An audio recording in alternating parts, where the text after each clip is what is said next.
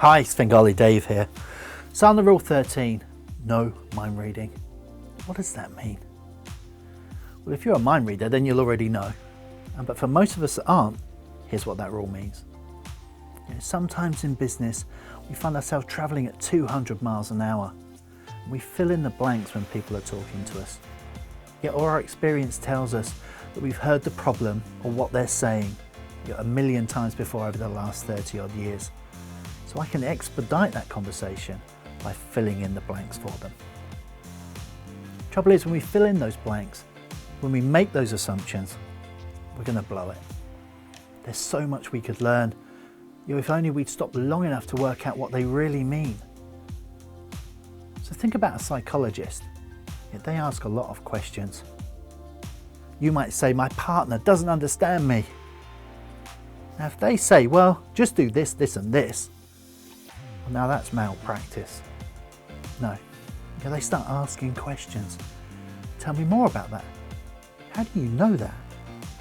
Help me understand. These are the kind of phrases we want you to start using when selling. Help me understand. Could you tell me a little bit more about that? Forgive me, I'm a little confused. When you said X, Y, and Z, what did you mean by that? Well, you must be telling me that for a reason. Those are the lines I love watching salespeople use. Why? Because they're not mind reading. They're not making assumptions. They're searching for the truth, for understanding, for clarity. Now, the next time someone says, we're working with one of your biggest competitors, then don't mind read. Don't go on the defensive. Don't start telling them why you're the best or better. Just ask a couple of questions. Now, I appreciate you sharing that with me. What made you bring that up? They're going to start providing you with more insight, such as we've been working with them for years.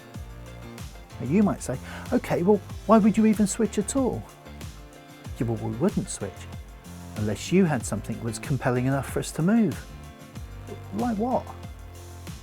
Well, honestly, over the last few months, they're having a problem with shipping times. Now, if you could guarantee next day, then we would consider a move. Start asking questions.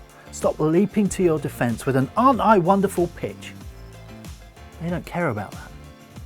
People do things for their own reasons, rarely if ever for the salesperson's. Don't start solving the symptoms. Start finding and solving their problems.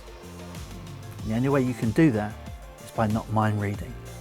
Now that's Sandler Rule number 13, no mind reading. Happy selling.